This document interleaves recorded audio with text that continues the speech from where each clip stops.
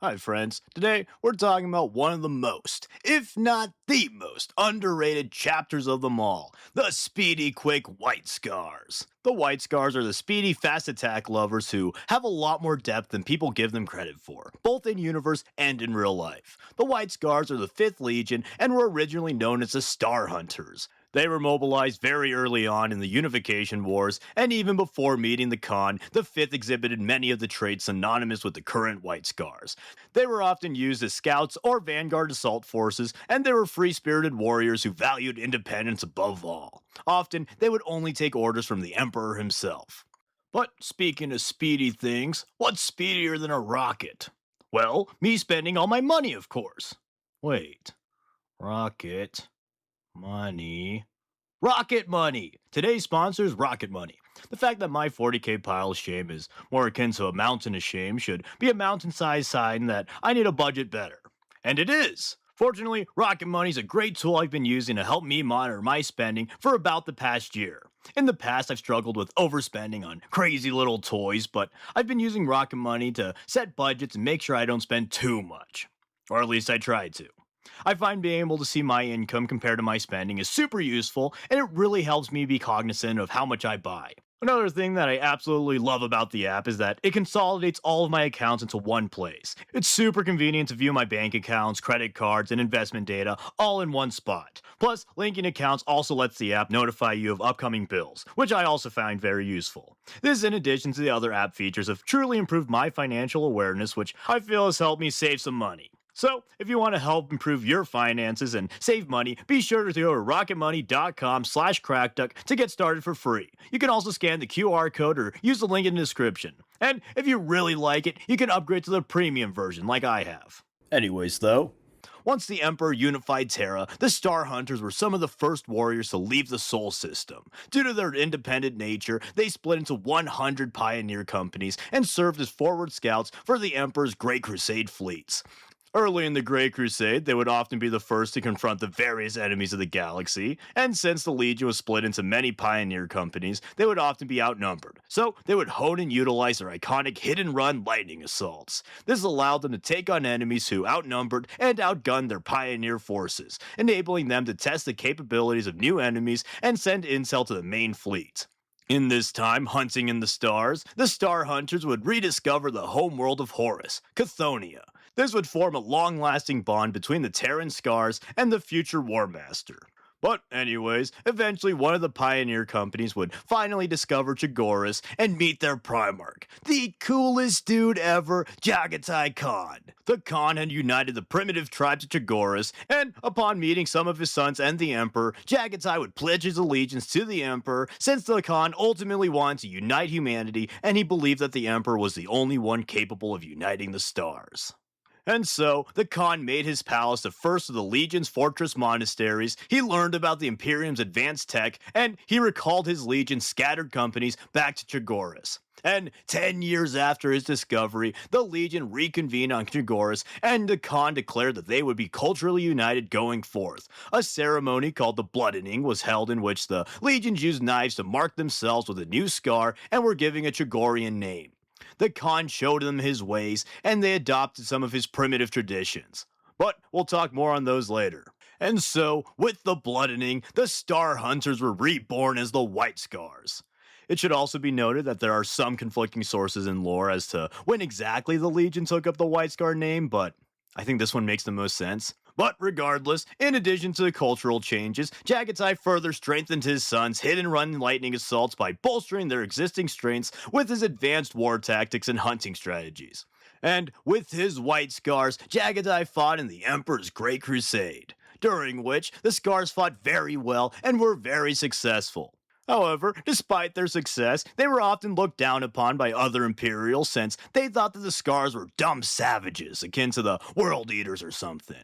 But despite this preconception, the White Scars are actually sophisticated warrior poets who value art, philosophy, and introspection nearly as much as their combat prowess.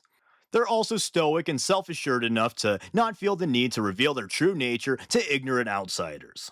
But anyways, when the Horus Heresy broke out, the White Scars were fighting a long, artificially drawn-out war with the Orcs. Unsure of who to trust, Jagatai led his sons to investigate firsthand what truly happened, rather than blindly trusting any of his brothers.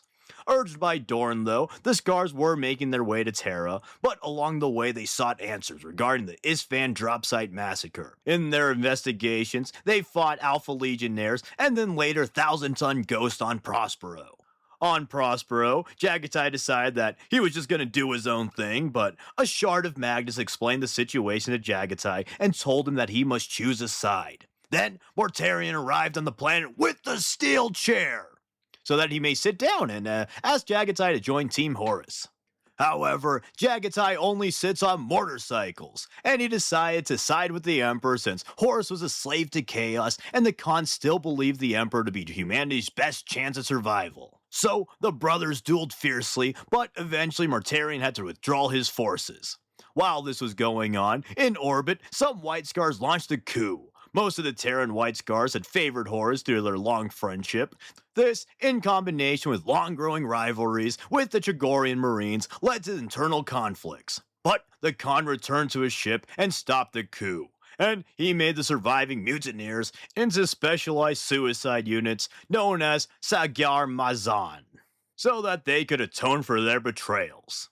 And after making his decision, the Khan and the White Scars would make their way to Terra, but they would be delayed due to heavy warp storms. Despite this, they would try their darndest to help their bros, and along the way, the Scars would conduct lightning raids against the traitor forces. Although they lost about half their legion in these raids, the hit-and-run ambushes were so effective they were able to wage a long war of attrition despite being greatly outnumbered, and they inflicted far more losses than they took. And fortunately for the Scars and the boys back on Terra, they would eventually secure the Dark Glass after the Battle of Callium, and with some Stormseer sacrifices, they were able to open a portal in the webway to get to Terra.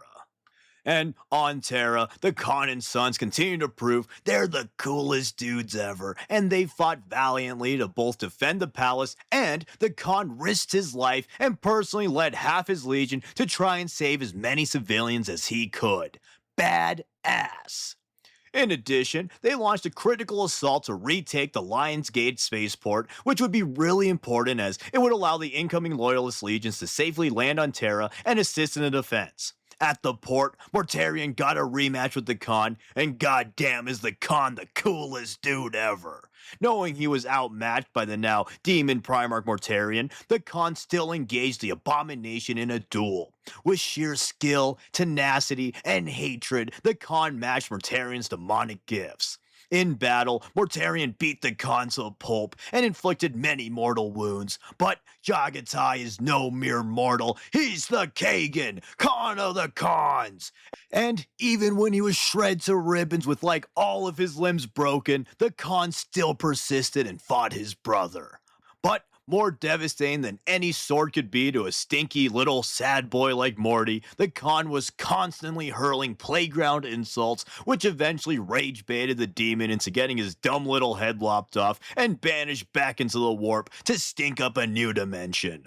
Listen, Morty man, those are just words. Don't lose your head, dude. Oh wait, sorry, is 10,000 years too soon? But anyways, with Mortarion banished, the White Scars were able to secure the port, which would be critical in the Ultramarine Space Wolves and Dark Angels getting back to Terra to beat back the traitors after the Emperor slew Horus. However, in securing the port, the Khan tragically died. But then, he got better. Malkador did some space magic to put his soul back into his body, and he healed after some time. Speaking of some time, though, sometime after the heresy, the White Scars would adopt the Codex Astartes, and the Khan would follow some Eldar into the webway to hunt a Dark Eldar warlord and to rescue some of his White Scar besties. And then fast forward 10,000 years or so, and the White Scars are still doing their thing of being misunderstood badasses. So let's touch a bit more on their fighting style and unique culture. Their fighting style is built around the aforementioned lightning assaults. The White Scars are essentially space Mongols, and they wear their influences on their sleeves. They utilize many fast attack vehicles as dynamic cavalry to pull off quick and decisive assaults. The White Scars also leverage their speed and skill to pull off daring flanking maneuvers, tactical ambushes, and they push the offensive in order to control the battlefield and force their opponents to act rashly. In addition to this, the Scars are always tactically fluid as to overwhelm their foes. And when off their bikes, nearly every Scar is a master duelist and hunter who favors speed and precision over brute strength. But in addition to their martial prowess, the White Scars equally value their culture. The Scars are free spirited warrior poets. They value their freedom above all, and thanks to Jagadai's teachings, they participate in noble pursuits. These include art, hunting, storytelling, throat singing, studying philosophy, and many, many others. Furthermore, the Scars like to live relatively simple, down to Chagorist lives. They continue many of the primitive practices that Chagorist had at the time of Jagatai. Although this makes outsiders believe they're dumb savages, the White Scars stoically keep to themselves, only revealing what's needed. And another cool thing is that they retain a close connection with their successor chapters. Each cycle, many of their successors return to Chagoris to participate in the Rite of Bloodening. This is a dueling tournament in which the winner joins the White Scars for a whole cycle in order to keep a strong connection to their ancestral ways. The Scars also have some interesting spins on some iconic marine units, the two most notable being Librarians and Dreadnoughts. White Scar Strikers are known as Stormseers. Similar to Space Wolf Rune Priest, the Stormseers acknowledge that the warp is a dangerous entity, and while it can grant great power, it must be handled with care. And again, like the Rune Priest, the Stormseers use the energies of their homeworld for their psychic powers, and this interpretation of the warp helps shield them from chaos. Unlike the foolish traitors, Stormseers merely skim the warp rather than plunge into its treacherous powers. And then, as for their dreadnoughts, some people have the misconception that the White Scars have no dreadnoughts, since the slow, trudging nature of these war machines seems counter to the speedy and free White Scar ways. But the White Scars do indeed have dreads. However, the Scars fear the possibility of being made a dread and being deprived the joys of life. Therefore, those who are made dreadnoughts view it as a rebirth and assignment of a new duty. They're known as Uhan Solban, and they rarely see combat. Rather, they take on the task of stalwartly guarding the chapter's gene seed. They must take on this duty so that their battle brothers can enjoy their lives to the fullest, riding bikes and slaying heretics. But also imagine how fucking badass dreads on bikes would be. Just imagine it real quick. If Transformers can ride bikes who are other Transformers, I don't see why the Imperium can't just make a humongo bike for these poor box boys. Also, the White Scars have one of the coolest chapter symbols, if not the coolest chapter symbol. Most are just like a cute animal or a toilet seat, but the Scar symbol, much like themselves, hides some depth. The lightning bolt symbolizes their propensity for speed and swift destruction, it being stained red to represent the blood of war.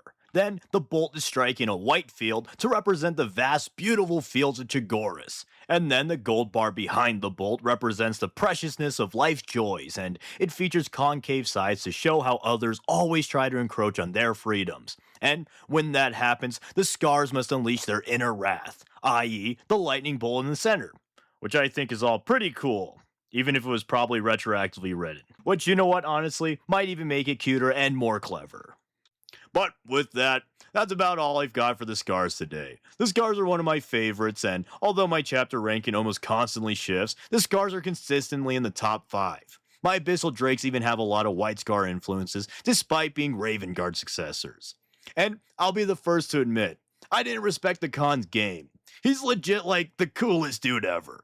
After reading some of his books, I think he might just be my favorite Primarch right after Russ. Him fighting Mortarion is some top tier stuff. He's just so cool at every single moment. Through and through, I think they're legitimately one of the most underrated chapters. Which, honestly, is quite fitting lore-wise for these badass speedy Asian guys. But let me know what you think of the White Scars and what you think the most underrated chapter is. Thank you for watching, and thank you to all my awesome patrons for supporting the channel. You're all very epic. And as always, please like, comment, subscribe, and consider sharing to all your speedy quick buddies. Thanks.